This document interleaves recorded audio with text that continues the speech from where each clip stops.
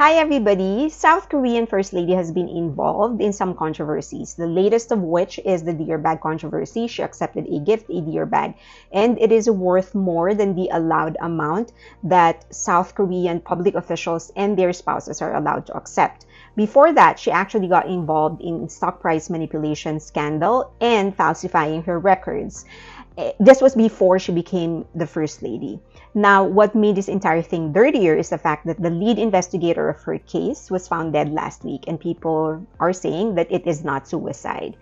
Now, the other thing that people are questioning is the way this is being covered by the media. People feel that there are more attention being paid to other issues when it is not as important as this one. This is the president and his wife. All right, that's what we're going to be discussing.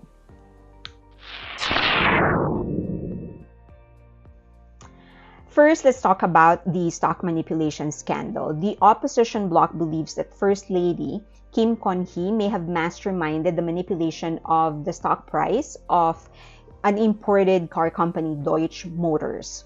It was at that time, 2010, a low-volume stock, and the South Korean court already found the CEO, then CEO Kwon Oh-soo, and asset managers that were also handling the money of the First Lady guilty of related crimes. Now, do remember that this happened 2010, but the First Lady and President Yoon Suk-yeol, who was not a president yet at the time, tied the knot 2012. Now, the opposition party, who at that time was controlling the National Assembly, passed a bill that will allow them to investigate the case, but President Yoon Suk-yeol actually vetoed that bill, and his office and the ruling party, People Power Party, condemned the bill, saying that this was a trick by the opposition to try and manipulate public opinion, because at that time the general election was coming up, and it will determine who was going to control the National Assembly. Next is falsifying her records, specifically her resume. Back in 2007, she applied for a job in Suwon University, and in 2013, she applied for a job in Anyang University. In her resume for Suwon University, she claimed to have attended New York University's Entertainment and Media Business Executive Program from October to November 2006, but a similar program titled Entertainment, Media, and Technology is only available to second-year MBA students at the university, which she was not. And then in her resume sent to Anyang University in 2013, she claimed to have had won the top prize in the animation category of 2004 Seoul International Cartoon and Animation Festival, sponsored by the Ministry of Culture, Sports, and Tourism. But the ministry had no record of her as the prize recipient. In 2021, she actually delivered a public apology. She admitted to what she did and apologized for causing a controversy. Next is the Dior bag controversy. Early this year, a video of a Dior bag being bought and delivered and accepted to the office of the First Lady actually leaked. Korean-American pastor Choi Jae-yong was the one who leaked the tape or the video. He said that the meeting took place in Kim's personal office at her art exhibition company in September 2022. And this was just months after her husband took office as the president. Choi said that he recorded the meeting with a secret camera hidden in his wristwatch. The footage was released more than a year later by Voice of Seoul, and this is a YouTube channel known for being very critical of the government of Yoon. The footage does not show the First Lady taking the bag from Choi, but a shopping bag, a Dior shopping bag, was actually seen placed on a coffee table as they continue their conversation.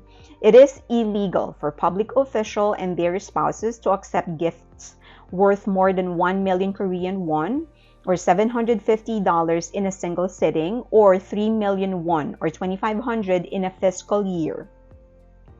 What made it worse was the President Yoon Suk-yeol's reaction when he was first confronted with the issue, saying that his wife finds it hard to say no to requests, and that's the only fault she has in this entire situation. Later on, he did backtrack and said that it was unwise of his wife to have actually accepted the gift. Now, the senior official who was investigating this case and the case of former opposition leader Lee Jae-myung was found dead last week. The official was found deceased in his apartment in Sejong City with a suicide note at 9:50 a.m. last Thursday. It was found by a person who visited the apartment after the official failed to show up for work or answer their calls. Obviously, people are questioning this. They do not believe this is suicide, and they believe that this is a message.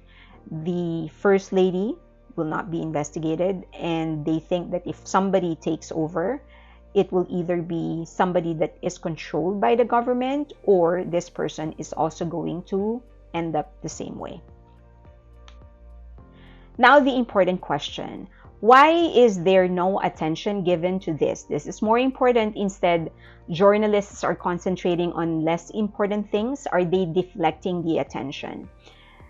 This was a huge thing when it came out early this year. And as we know, it's still being investigated. Unfortunately, the lead investigator passed away.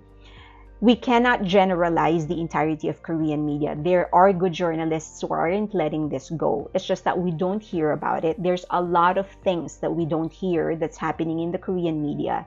What we see on Twitter, Facebook, and other social media, it's hardly and rarely an accurate representation or depiction of the sentiments of Koreans and Korea on certain issues. Always remember that Twitter isn't the truth.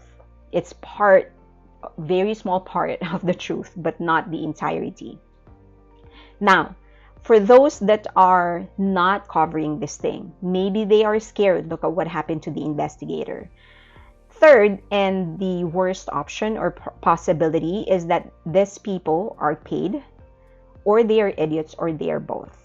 There is a Korean reporter who published a story saying that armies are trending or posting photos of them holding a bottle of alcohol while they are driving, and it was an absolute sham. It doesn't take much to research who are actually trending this or who actually started this, but they either didn't care or they intentionally set up armies. I don't even want to dignify this entire what he did by discussing why it's stupid. It's just absolutely stupid. So the truth is that there are fans of other groups that actually started this and set up armies. I'm not generalizing all the fans, but this group that started this, I'm not expecting much from them. I mean, the mere fact that they came up with an idea like that shows their IQ. But I am expecting a lot from the reporter. This is literally their job, to research the truth and publish the truth. They didn't do it. Now, the other thing is that these people are just more concerned about sensationalism. They probably get off destroying people. They just want to sell their newspapers, or they just want engagement. Remember what they did to the Parasite actor, Lee Sung-kyun. He killed himself. I'm not going to say that he did so entirely because of how the media was treating him, but I am sure that that didn't help. But no one is guilty, no one is apologizing. That goes to show the character of these reporters. We shouldn't expect much. The more important thing to ask is, what can we do? We need to become the media. We need to disseminate the right information, talk eloquently, and then move on to more important things like hyping the art and the artists that we like, supporting their work, talking about positive things instead of engaging with haters. Don't dignify what the haters are doing by engaging with them. And that goes not just on this case, but on other things as well, especially in your own life. Don't engage with the haters. Clarify, tell the truth, and then move on. I don't want to mention any more specifics because the more we talk about it, the more power they obtain, the more powerful they become. Remember, this is a very small group, and they only become stronger because we are paying attention. If we don't pay attention to them and we direct our attention to things that really matter more, then they will lose their power, and this positive thing that we are supporting will start becoming more powerful, more influential, and more famous. So tell the truth, support those that are telling the truth, and then move on. Okay, I hope that that is the last of the time that I will be speaking indirectly or directly about that issue, because I really want to concentrate on what matters more. This channel is to celebrate cultures and Asian culture and art, and I want to do that. All right, thank you for watching. I value your trust. Thank you for always asking me questions. I hope that I delivered an objective and level-headed opinion. And if you ended up liking this video, please give it a thumbs up, subscribe, and hit that notification button. And of course, share the video. Follow me on Patreon. I do have a free membership if you want to test things out first. Go ahead. Also follow me on X or on Twitter and also on Instagram. Thank you.